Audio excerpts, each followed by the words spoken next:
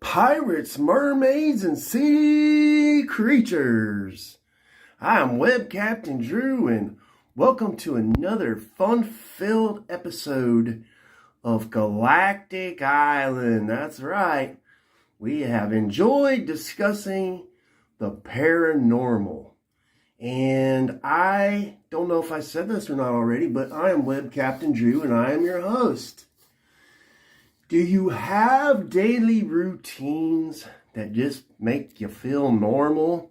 That get the day started off on the right foot? Well, Web Captain Drew is making you a part of his morning. This morning when I woke up, I like to start the day off with a cup of joe. That's coffee, by the way. And I also like to do a shave once in a while, right? Because it makes me feel good. So this morning when I was having my coffee, there was some fortune cookies left over on the countertop, and I decided to have one, which they do go really good with coffee, by the way. Just FYI. So, my fortune was very interesting because I like to read the fortunes. And actually, when I did my first vlog 10 years ago, that was one of the things I would do on every episode was read fortune cookies. So, I thought it was kind of cool, actually, because, well, the fortune that I read said, adversity is the first path to truth. It's up there on the mirror if you can see it. I don't know how they make those fortunes with those little typewriters, but that was a good one, especially when we're discussing UFOs, UAPs. I mean, you think about all of it, and it really is the truth. Because adversity is what we are dealing with, trying to get disclosure. So, I thought it'd be kind of cool to put it on the mirror here while I'm doing my stuff and getting ready, because to be quite honest with you, I don't have time to do the show because we are so busy with packing. And for you guys out there, just so you know, I suppose if you're in a place where you don't have a mirror, this actually works out pretty good for saving. So we're doing hacks now and paranormal discussion. Either way, we need to get things started off. Last week, we discussed the ancients, and how was that related to UFOs, or were they part of our history? We don't know, right? Like, this is one of the most interesting parts of the story, is that we know, and pretty much the major consensus these days is that, yes, aliens definitely probably do exist somewhere. Whether or not they're on our planet or are here or visiting us from those planets is to be determined until we get some real proof. But one of the ways we can all work towards finding out the truth is disclosure. So, I thought it was an interesting topic to bring into our discussion as what is disclosure? What does that mean for the UFO community as a whole, right? Ufology as a whole. So as I get cleaned up here for you and get presentable, I'm going to take a quick break, finish my coffee, so I'm on point for you, and we're going to get things started off. And I wanted to add one more thing because, like I said, when we came up with this idea, it was because we were going to do a documentary about 10 years at RumBullets Media, Sparrowradio.com. So I thought, it's kind of a good thing to maybe do this in the bathroom, because for you budding podcasters out there and vloggers, if you're having a problem with your sound and you're doing recording, a good place to do that, and I had to do it a few times because sometimes your neighbors can be really noisy. There's dogs barking, there's people pulling up and slamming car doors, and lawnmowers going. Well, the bathroom is a great insulated place to record, and it really is. So I thought I'd throw that in there as a little tidbit for you before we get things started off, because this isn't just about paranormal. It is about our history with discussing and creating content, and it just happens to be in the form this time as paranormal. So there you go. Like I said, we'll be back in flash. All right, so I know there's probably somebody asking right now, Web Captain Drew, what are you doing in the bathtub? Well, it is about disclosure. Disclosure. Get it? I know my fans are some of the most intelligent people in the universe. But we might have to explain to some of our newcomers. As we talk about disclosure, it does bring us into a sort of, kind of almost, a seedy world. Maybe people need to clean themselves up that are entrenched in these top secret projects that they've had covered up for years. So as I was going through the internet, I happened to come along a live feed that was recorded of the UAP congressional hearing, Senate hearing. This was posted by a guy named Richard Dolan, and he is a well-known author, and I was actually really glad to see this, because I think that there's a narrative sometimes that you don't see this subject a lot of times broadcasted out there unless something big like 3-Eye Atlas happens. Then people will start talking about it because they have to. So I want to thank him, because I didn't even know that where to find this. So it was interesting to hear his commentary alongside of what was going on.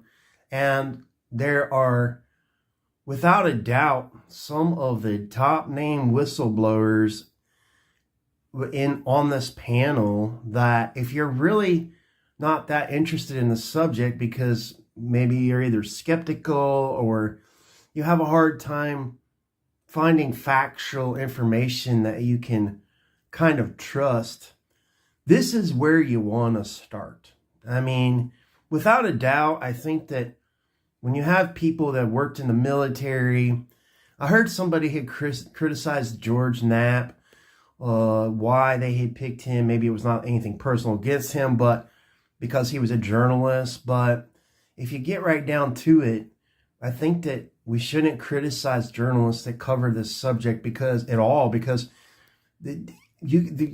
subject alone can get you ostracized from the entire journalism world, and also too, George Knapp, by the way, is the one that brought us Bob Lazar. So when you want to discuss whistleblowing, he's like the top dude when it comes to big stories that have come out about UFOs and the paranormal itself. So we want to thank George Knapp and not criticize him. Regardless, this was a really interesting hearing. I am enthralled by every person that goes on these panels. I think there's been 2 so far. We've been introduced to these characters like David Grush, who's very well known now because of his whistleblowing or his exposure to what he encountered in the military. As a top-ranking classified, working in classified or black bag projects. So, I will say that maybe there could be maybe like a dry part of these hearings where, there's a lot of the maybe same questions or questions that, you might find mundane, but, you have to remember that these people are in charge of the government. And so when they have a panel hearing like this, that means that it's serious business. They're not just like making this subject like a pseudoscience, tinfoil hat type deal, or guys in the bathtub talking about the paranormal. So, no, at the same time, we have to say that if you're going to watch it, you may want to do it at a time where, you know, you can kind of just let your brain just listen and not have to be entertained, because it is very factual, and that's what you want to hear, are the facts. You really need to, like, understand when they're discussing this subject that these people are putting their lives at risk. They could go to prison, some of them, for some of the things maybe that they might tell. That's how serious this is. And there's also people, too, that if they get exposed in all of this, they could be going to prison because they could have been doing things. And from what we know now, they probably were doing things that were illegal, that the taxpayers, the American taxpayers, should have been privy to, at least, because they were using our taxpayer money to fund some of these projects.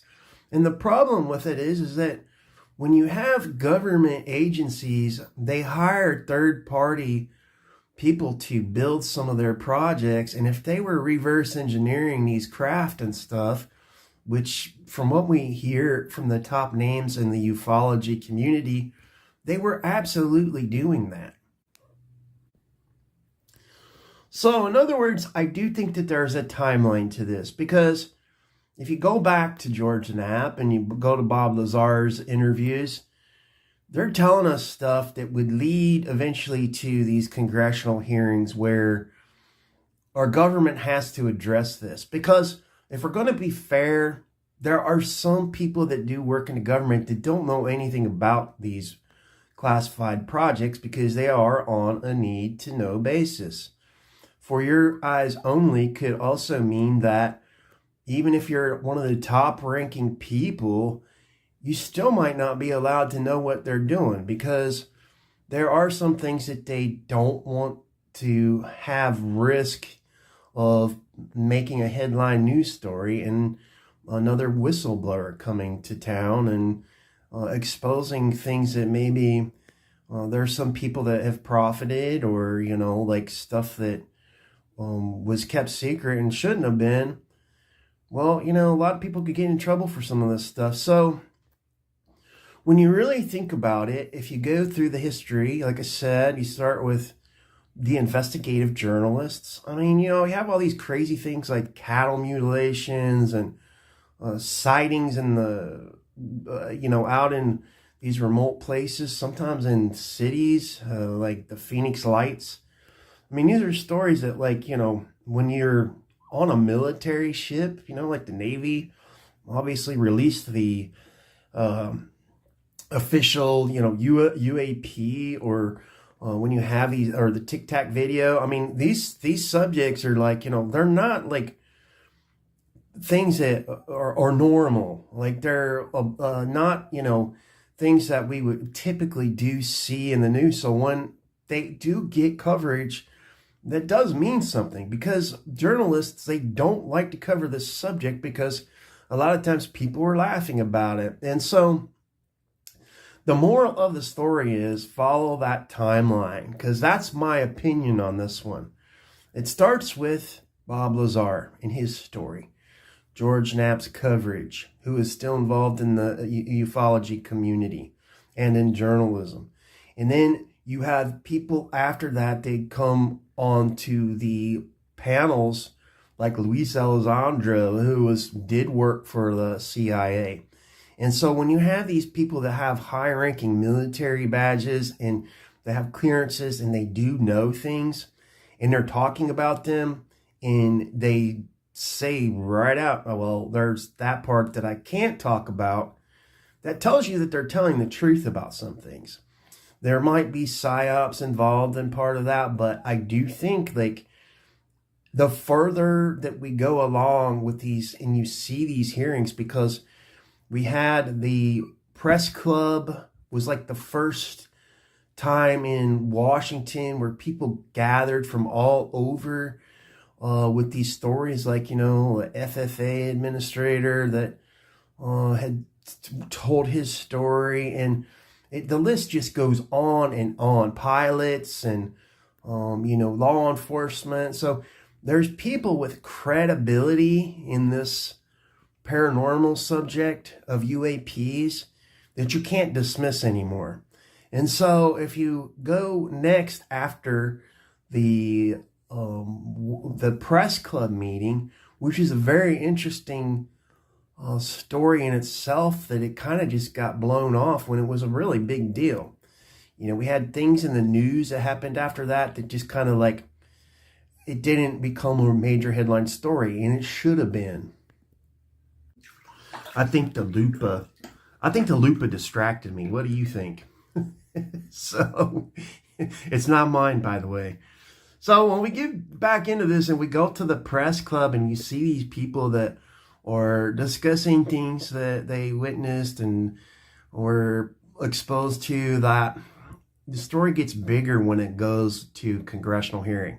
And I believe, there were 2 of these hearings so far, and the people that are on these hearing panels have stories that you just can't make some of this stuff up. I mean, not to mention that these people all know people too that have stories that aren't on the panel that are just as interesting as some of the ones that the senators are listening to or asking questions about. So you got to check this out. I really think David Grush is probably one of the most exciting exposures or whistleblows, and since these congressional hearings have started, his story is pretty crazy. It's actually kind of upsetting that he was, maybe not treated fairly, because his job was, basically burned. He got a burn notice at his job because of it. And there's even been talk that his family, was maybe threatened, or things like that should not be going on. And I think that does point the finger that there's been illegal activity in this. We have billion-dollar companies, like aerospace companies, that are also involved in it. And I think that some of them maybe even want to wash their hands of this because they know that they can't hide it anymore. And you just follow the money trail in this subject, and you're gonna see that there were people profiteering off this. And that means too that the people that didn't get those contracts were kind of, in a way, almost being punished, because it's such a secret, classified thing that, if your competitor has all this advantage because the government picked you as a subcontractor to build something, look at the technology, even with our computers and cell phones, some of this stuff had to come from somewhere else. You don't make these jumps in evolution and technology in aerospace this quickly. It's just, look at the timeline of humans from going, I think I said recently, from having the wheel this the biggest invention and using fire to cook their whatever hunter-gatherer societies to 100 years we're flying planes and communicating globally around the world with computers and technologies. Just doesn't add up. So follow the trail. You have to see these hearings. I reposted the link on one of my social media pages, and I think that it's probably one of the most important things, especially if you're going to be skeptical of the subject. At least look at this, because it will inform you of what people are saying or what they've experienced and what maybe has been hidden. That, as a taxpayer, we all have the right, to know what happened at Roswell. What are these classified projects hiding that after 75 years of us knowing that, there probably have been cover-ups, it's time to just get it all out there and start to come to terms with it, that you can't keep secrets forever. It's just the way it works. It's the way that, this is such a big subject, that we have kept secrets in the past, our government has, and they were able to do it. And I think that they just went too far with this, and people or tired of it. And you wouldn't have people doing these panels at all if there wasn't the support of other factions that maybe are like, you know what, we want to know about this too. Or maybe it affected them in an adverse way. Like I said, maybe their companies were even like took a beating because they weren't, able to get some of these contracts because of, who somebody knew. And so that's my take on this week, as far as like, I wanted to discuss disclosure because it really is like a new term kind of in ufology. Last week we're discussing the ancients and how it's related to us now, but it all goes full circle. And when you tie these subjects together, like the ancients and the technology from the past and the slow evolution of us maybe remembering that other timelines have experienced these things that they've seen or pointed into the skies for us, our ancestors, leaving these pictures, like even cave art and stuff like that. You start to see this like slow progression towards realizing that we're not alone in the universe. One of the most interesting things about all of this with disclosure is that people are saying that the reason they covered it up is because of the oil companies didn't want to lose money. And like, that's really crazy if you think about it, because we know that the oil companies have a lot of power.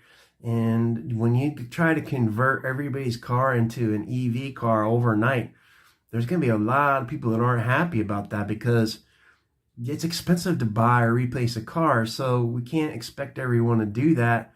But at the same time, when we see the eco-destruction that we've caused on the planet, we do have to work to do these things. And one of the ways we can do that is by getting this all declassified, because there's, from what we know and what the hubbub is, or what's really the word on the street, is that they already have the technology to replace combustible engines. It's already there, and it's not electric cars either.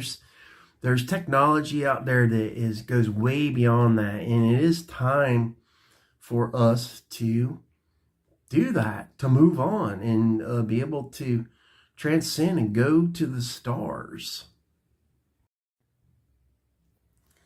Well, I thought by the time I would get done doing this, my water would be cooled off, but it's not. I've been sitting here soaking and enjoying the heat. I did have a bad car accident a long time ago. I had broken vertebrae in my back, my neck. I've had all kinds of injuries over the years. And so one of the things that I hope about disclosure is that we're able to get medicine that can help cure some of these things that we can't do really without invasive surgery. And when you think about it, like, wouldn't it be great to be able to just like they show in some of the sci-fi movies, you just get into a capsule and it zip zings you and you're all fixed. So I hope that this is one of the reasons why I'm doing this also, because it's not an easy subject to discuss. And a lot of times, probably if you've listened to my shows, I do kind of take like a different spin on things. I try to come from more of a comic angle and make things a little lighter. But when you're discussing this subject, you do realize that, you're putting yourself out there. And if you got to do it, hey, why not do it from the safety of your tub? So I lived in a house that didn't have a bathtub for 5 years. It was a nice house, but it just had a shower. So when I would be working long days at the surfboard factory, I was creating the dream for people and working very hard. I would have loved to have gone home and been able to take a nice relaxing bath. This might be one of the last ones I get. So I hope you enjoyed that part with me. I'm going to get out of here. Be sure to I always like to say this. Be sure to stop by the RumBullets Bonfire store and get a t-shirt to show your support for Sparrowradio.com. And also say hello to Liz from Goddesses of the Sea. And she also has Goddesses of the Sea apparel. And also say hello to our mermaid queen, ELLE from Celebrity Adjacent. And we're going to leave it at that. We appreciate it. Come hang out with us on social media too. Hey, who knows? Maybe you'll see me there and I'll have my bathrobe on. All right, well, this is Web Captain Drew over and out. Pirates, mermaids, and sea creatures. Hope to see you next week. Aloha.